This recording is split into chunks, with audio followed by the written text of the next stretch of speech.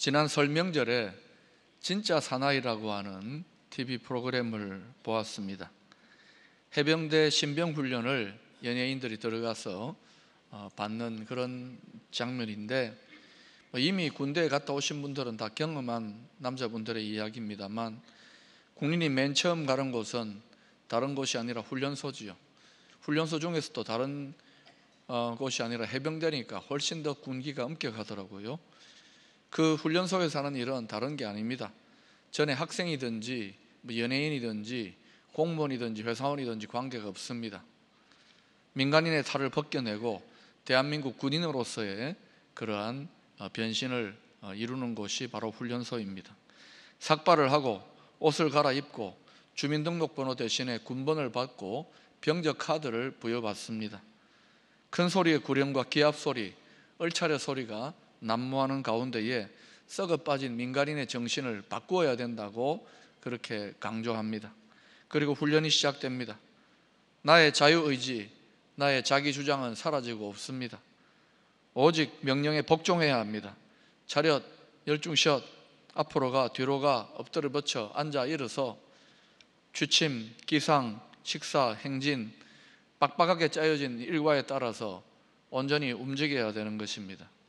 지난날 사회 속에서의 나라고 하는 존재는 사라지고 없습니다. 과거의 자신을 버려야 합니다. 그래야 비로소 군인으로 거듭날 수 있는 것입니다. 과거의 자기를 부인해야 용감한 군인이 될 수 있는 것입니다. 군인이 되는데도 자기 부인이라는 과정이 필요합니다. 십자가를 지라는 설교는 우리가 자주 이야기를 합니다. 그러나 오늘 우리가 나누고자 하는 주제인 이 자기 부인은 아주 비슷한 것 같기도 하지만 또 다른 측면을 확대해 주는 것 같습니다. 우리가 십자가를 지자, 십자가를 지고 가자 그렇게 이야기할 때 먼저 전제 조건이 있습니다. 그것은 자기 부인이라는 과정을 먼저 통과해야 된다는 것입니다. 자기 부인이 없고서는 십자가를 질 수가 없기 때문에 그렇습니다. 많은 신자들이 주님 앞에서 수많은 난제들을 해결하려고 할 때마다 부딪히는 것이 바로 이 자기 부인의 문제입니다. 이 자기 부인은 가정에 있는 자기 아내를 말하는 것이 아닙니다. 그러나 좀 비슷하기도 합니다. 자기 부인이 좀 어렵지 않습니까? 여러분, 현대판 남존 여비가 무엇인지 아십니까? 제가 듣고서 아주 인상 깊어서 잠깐 나누겠습니다. 남자가 존재하려면 여자의 비위를 맞춰야 한다. 그게 현대판 남존 여비라고 합니다. 이렇듯이 자기 부인이 어렵습니다. 신앙생활을 여러 가지로 정의할 수 있겠지만 오늘 본문을 통해서 생각해 볼 때 신앙은 역설적인 진리라고 할 수 있습니다. 자기를 부인하고 그리고 십자가를 지면 새로운 길이 열린다. 예수님께서 가르치실 때마다 제자들은 이해하기가 어려웠던 것이 있습니다. 왜냐? 그것은 예수님께서 말씀하시는 내용의 대부분이 역설적인 그러한 진리를 말하고 있기 때문입니다.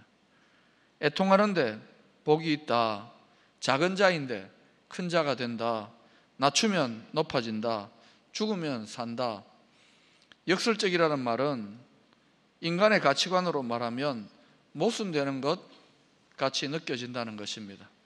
예수님 말씀의 핵심은 역설적일 뿐만 아니라 예수님의 삶 자체, 그 자체가 역설적이었습니다. 하나님의 아들이 이 땅에 피조물로 오신 것 자체가 역설적 아닙니까? 또 한번 생각해 보세요. 하나님의 아들이 이 땅에서 고생해서 나중에는 십자가에 죽기까지 고난받은 것도 역설적입니다. 또 십자가의 길을 통해서 하나님께서 다시 그분을 하나님의 아들로 높이셔서 영화롭게 하신 그 일도 역시 역설적입니다. 예수님의 전체 일생 그리고 메시지 자체가 역설적이라는 것을 우리가 알 수가 있는 것입니다. 어떤 사람이 이런 질문을 받았습니다. 당신 인생에 끊임없이 괴롭혔던 장애물이 도대체 무엇입니까? 당신을 위협했던 가장 위험한 인물이 누구십니까?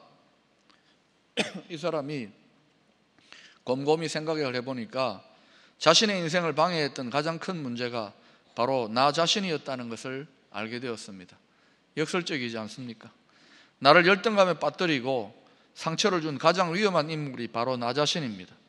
내 속에 있는 시기, 미움, 분노, 염려가 하나님의 축복을 방해한 것입니다. 다른 사람이 아니라 바로 나 자신이 하나님의 자녀가 되는 은총과 축복을 끊임없이 방해합니다. 하나님 주신 놀라운 역사를 방해하는 가장 강력한 주범은 다른 사람이 아닌 바로 나 자신입니다. 그렇다고 이런 나를 부인하는 자기 부인이라는 주제를 오해하면 곤란합니다. 중세기에는 자기를 부인해보려고 채찍질을 온몸에 가하는 그러한 자기 학대를 하는 수도사들도 있었습니다. 이러한 자기 학대나 지나친 금욕은 자기 부인이 아닙니다. 또한 자기 비하, 스스로 두려움에 빠지는 것도 자기 부인이 아닙니다. 이것은 왜곡된 형태로 나타나는 것일 뿐입니다. 또한 자기 부인을 신앙이 한참 자라고 난 다음에 더 깊은 차원의 영적인 성장을 위해 필요한 어떤 신앙의 고차원적인 단계로 이해하는 것도 사실은 잘못된 이해인 것입니다. 자기 부인은 사실은 예수를 믿기로 결단하는 순간부터 죽을 때까지 항상 함께하는 보편적인 주제입니다. 그러므로 자기 부인이 없이는 크리스찬이 된다는 것 자체가 불가능한 것입니다. 오늘 본문 24절에 누구든지 나를 따라오려거든 자기를 부인하고 해서, 여기 부인이라고 하는 원어의 뜻은 아파르네오마이인데 제 것이 아니라고 부인한다라는 뜻입니다. 자기중심적인 삶을 살지 않겠다는 것입니다. 자신에 대하여 아니요 하고 그리스도께 대하여서 예스라고 하는 삶입니다. 자기를 부인한다는 것은 삶의 순간순간에 자기를 부정하고 하나님을 긍정하는 것을 말합니다. 자기를 부인하면 모든 일을 자기 중심으로 이해하고 판단하는 것을 거부하고 하나님 중심으로 이해하고 판단하기 시작합니다. 그래서 자기를 부인하는 일에 성공하면 새로운 안경을 하나 끼는데 바로 하나님 중심의 관점을 갖게 된다는 것이지요. 예수를 믿는다 하면서 종종 자기 부인의 고통을 느끼지 않는 사람은 성도라면 아무도 없을 것입니다. 왜냐하면 아담과 하와로부터 우리는 이기심이라고 하는 죄악의 동력에 이끌리는 자들이기 때문입니다. 이 이기심이라는 동력이 우리의 선천적인 지성과 감정과 의지를 지배할 때 사람들은 자기를 기쁘게 하고 자기를 섬기고 자기를 위해 살아가기 때문입니다. 자기 부인의 핵심이 다른 것이 아니라 오직 자기만을 위하는 이 이기심과 싸우는 것입니다. 그러므로 이 이기심과 싸우는 과정에서 우리는 필연적으로 고통을 맛볼 수밖에 없는 것입니다. 우리 신자들은 각자 믿음의 수준에 맞는 자기 부인의 문을 통과해야 합니다. 그럴 때마다 고통을 느끼게 되어 있습니다.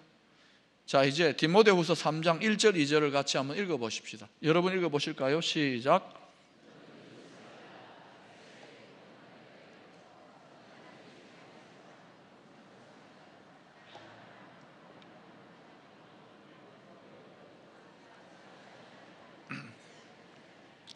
여기에 자기를 사랑하며, 이 말씀은 우리 시대의 현실을 반영하는 것 같지 않습니까? 사람들은 자기를 사랑하겠다는 단 한 가지 목표를 기준 삼아서 모든 결정을 내립니다. 그리고 이 시대의 사고방식과 철학은 이런 현상을 정당화하고 옹호합니다. 이웃에 대하여 관심이 없고 심지어 아이들에게조차 관심이 없는 경우가 많습니다. 현대인들의 사랑의 주요 대상은 바로 자기 자신입니다. 아합 왕도 그리하였습니다. 그는 자기가 듣고 싶은 말을 듣기 위해서 400명의 사람들을 불러 모았습니다. 그러나 미가야 선지자 홀로 그의 의견에 반대했을 때 그는 불같이 미가야 선지자에게 화를 내었습니다. 이렇듯 자아는 모든 사람이 절하는 우상입니다. 그래서 예수께로 나아가는 길은 반드시 자기 부인이라는 문을 통과해야만 하는 것입니다. 자기 부인으로 나아가는 가장 빠른 지름길은 뭐냐면 우리 마음의 부패함과 사악함을 한번 깊이 들여다보는 것입니다. 앤드루 머레이라고 하는 목사님은 그의 책에서 나를 버려야 예수가 산다는 그 책에서 십자가에 못 박힌 사람의 특징을 이렇게 말하고 있습니다. 자아가 깨어진 사람은 자기의 무능력을 깨닫고 나는 아무것도 아님을 이렇게 고백한다. 나는 십자가에 못 박힌 사람이다. 나는 전적으로 무력하다. 당신의 자아가 죽은 곳에서 주님이 일하시기 시작하신다. 그리스도의 십자가에 동참하려는 사람은 매 시간 매 순간 하나님의 은혜에 힘입어 끊임없이 자아를 부인해야 한다. 예수님이 우리 안에서 그분의 삶을 사셔야 한다. 십자가에 못 박힌 사람의 특징입니다. 예수를 믿는 믿음의 입문 단계에 이르는 분들을 볼 때에, 특별히 초신자들을 볼 때 그들은 진지한 자기 부인의 과정을 겪었는지를 한번 점검하고 살펴볼 필요가 있습니다. 왜냐하면 믿기 이전에 자신에 대한 자기 부인이 없이 단순한 지적인 동의로 예수를 믿는다면 믿는 자가 통과해야 될 필수적인 자기 부인의 과정을 빼먹는 것이기 때문에 그 믿음이 제대로 열매 맺고 작동할 수가 없기 때문에 그렇습니다. 성도는 누구든지 자기 부인이라고 하는 그 문을 통해서 예수께로 나아가게 된다는 사실을 명심하시기 바랍니다. 복음서를 보면 예수님께서는 제자들에게 자기를 따르는 자들은 십자가를 져야 한다고 6번에 걸쳐서 말씀하고 있습니다. 이 십자가를 진다라는 표현은 주님이 자기 부인을 가르치기 위해 즐겨 사용하신 상징적인 표현 중에 하나입니다. 오늘 본문 24절의 말씀, 누구든지 나를 따라오려거든 자기를 부인하고 자기 십자가를 지고 나를 따를 것이니라. 이 말씀은 예수님의 공생의 사역의 마지막 부분에 제자들에게 말씀하신 것입니다. 예수님이 나를 따를 것이니라 할 때 이 따를 것이니라는 그 시제가 현재 명령법입니다. 한 번, 두 번 정도가 아니라 지속적으로 끊임없이 따라오라고 하는 강한 명령을 포함하고 있는 것입니다. 그들이 예수님을 따르기 시작했을 때 그들은 나름대로 많은 대가를 지불해야만 했습니다. 베드로는 사랑하는 아버지를 버려야만 했고 또 어부라는 직업을 포기했습니다. 마태는 세리라고 하는 편안한 직업을 버려야만 했습니다. 그런데 이렇게 자기 십자가를 진 듯한 그런 그들의 상황 속에서 2년 넘게 고생하며 배고프게 동네에서 쫓겨나기도 하며 예수님을 따라다니는 그들을 향하여 예수님은 지금 다시 한 번 더 제자들에게 자기 십자가를 지라고 말씀하고 계십니다. 이 말씀은 무슨 뜻입니까? 언제나 자기 십자가를 져야 한다는 뜻입니다. 우리가 1년을 믿었던 30년을 믿었던 날마다 자기 십자가를 져야 합니다. 바울은 갈라디아서 6장 17절에서 이렇게 말했습니다. 이후로는 누구든지 나를 괴롭게 하지 말라. 내가 내 몸에 예수의 흔적을 지니고 있노라. 여러분은 무슨 흔적을 가지고 있습니까? 신자의 흔적, 주님 제자의 흔적은 십자가인 줄로 믿습니다. 그런데 십자가를 내려놓을 수 있는 장소가 딱 한 군데 있습니다. 그것은 바로 자기 무덤입니다. 사실 날마다 십자가를 지라는 주님의 교훈에서 중심을 차지하고 있는 것은 고통입니다. 특별히 내적인 고통입니다. 우리는 외적인 고통만이 십자가라고 생각하는데 내적인 고통도 십자가인 것입니다. 그리스도인은 지극히 어려울 때뿐만 아니라 가장 잘 나갈 때도 십자가를 져야 합니다. 가끔 하나님께서 우리에게 큰 고난을 허락하실 수도 있습니다. 그러나 이것은 시련이고 단련이지 십자가가 아닙니다. 고통스럽게 자신을 부인한 사람이 지는 것이 바로 십자가입니다. 십자가는 그래서 의지적으로 자발적으로 지는 것입니다. 이런 의미에서 십자가는 자아의 죽음을 의미합니다. 좀 폭넓게 생각을 해보면 이 자아는 다른 자아가 아니라 바로 육신적인 자아를 말합니다. 육신적인 자아란 내가 원하는 것을 내가 원하는 때에 내가 원하는 방법으로 얻기를 원하는 내면입니다. 이것들은 성령의 생각과 반대되는 경향을 말합니다. 내 생각으로는 예배하고 싶지 않고 기도하고 싶지 않을 때 그것을 극복하고 예배드리고 기도하는 것입니다. 주님을 올려드리는 것, 그것이 바로 자기를 부인하는 것입니다. 토저는 그의 책 철저한 십자가에서 이렇게 말씀합니다. 우리는 십자가에 대해서 결단해야 한다. 선택은 두 가지뿐이다. 십자가를 회피하는 것이든지 다른 하나는 십자가 위에서 죽는 것이다. 그렇게 말했습니다. 십자가를 지기로 결단하는 성도에게 나타나는 것이 있는데 그것은 바로 하나님의 능력입니다. 하나님의 부활의 능력이 아무 곳에서나 나타난다고 생각하면 곤란합니다. 먼저 자기를 부인하고 자기 십자가를 지는 곳에, 다시 말하면 먼저 자아에 대해서 죽고 난 다음에 부활의 생명이 주어지는 것입니다.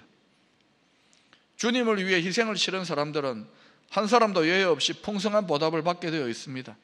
십자가를 지기 때문에 이 세상의 즐거움을 잃어버린다는 측면만을 생각한다면 십자가가 가혹하고 두려운 것으로 느껴질 것입니다.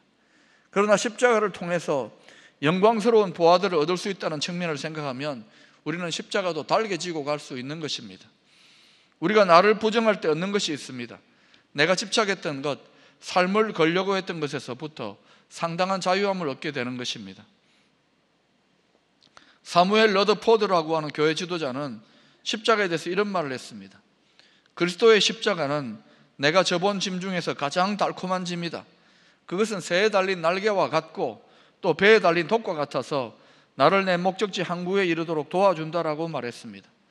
성도들이 십자가를 졌을 때 그들은 오직 내세에서만 복을 받는 것이 아닙니다. 우리들의 큰 기업이 하늘에 간직된 것이 사실이지만 하나님께서는 또한 우리들에게 이 땅에서도 천국의 맛을 미리 보게 하신다는 그런 의미로 말씀하시는 것입니다. 마태복음 19장 29절에 보면은 이에 대해서 이렇게 증거하고 있습니다.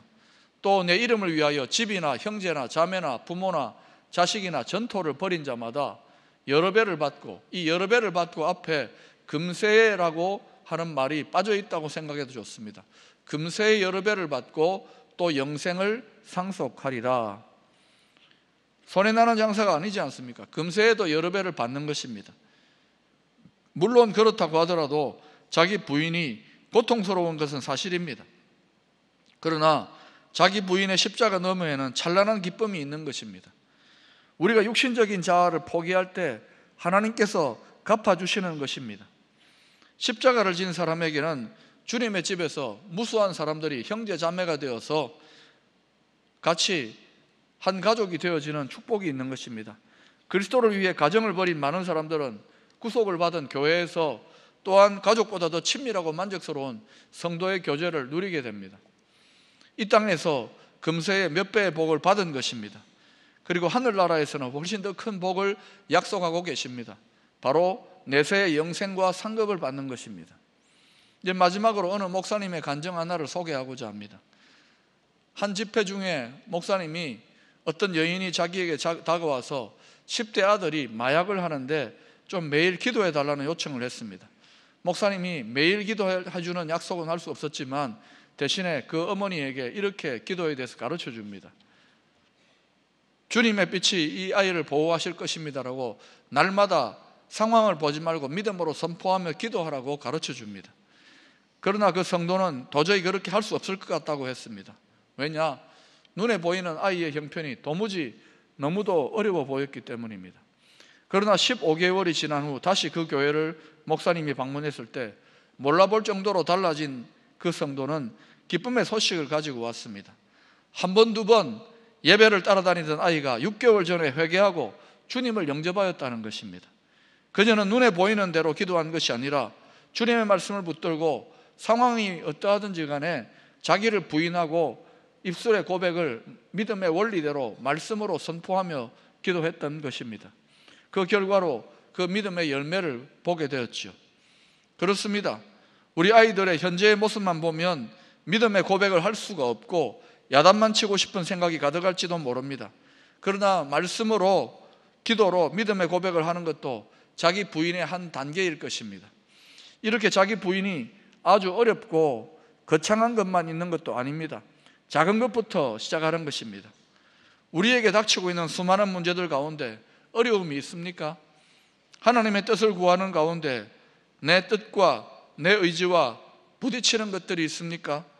비록 자기 부인의 길이 좁고 힘든 길일지 모르지만 그 너머에는 주님 주시는 참된 평안과 참된 축복이 있다는 것을 기억하시면서 믿음의 선한 싸움에서 승리할 수 있기를 축원합니다.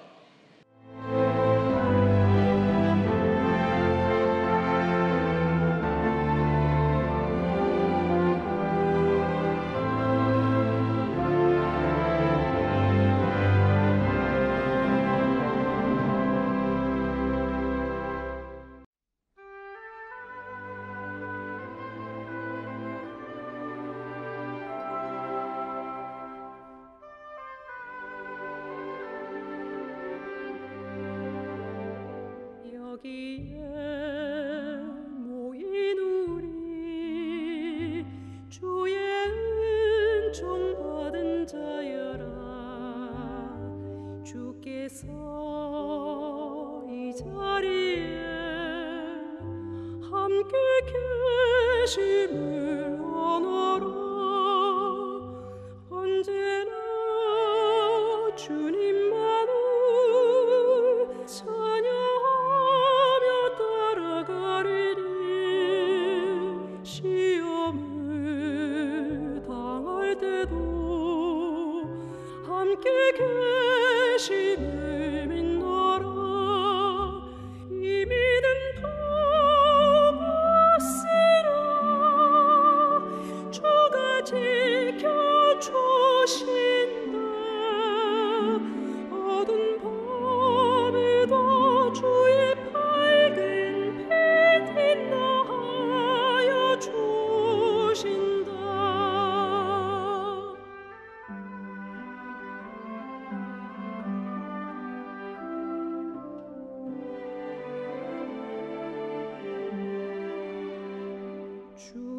주님이 뜻하시니 헤아리기 어렵더라도 언제나 주 뜻 안에 내가 있음을 아노라. 여기에 모인 우리 사랑받는 주의 자녀라. 주께서 뜻하신 바 우리 통이 펼쳐진다. 고통과 슬픔 중을 더욱 주님 의지하오니 어려움 이겨내고 주님 더욱 찬양하라. 이 믿음 덮고 쓰라. 주가 지켜주신다. 어두운 밤에도 주의 밝은 빛 인도하여 주신다. 이 믿음 덮고 쓰라.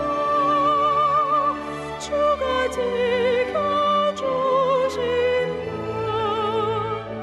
어두운 밤에도 주의 밝은 빛 인도하여 주신다.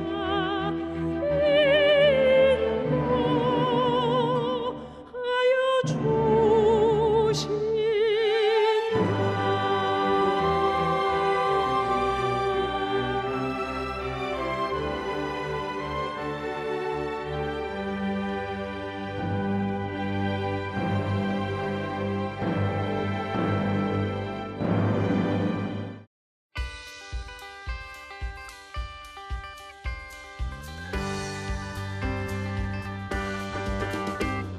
슬픈 마음 있는 사람 예수 이름 믿으면 영원토록 변함없는 기쁜 마음 얻으리.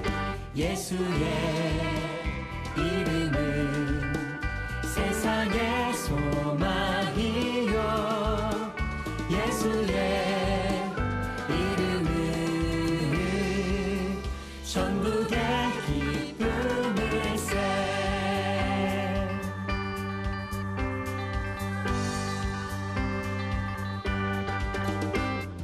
존귀하신 주의 이름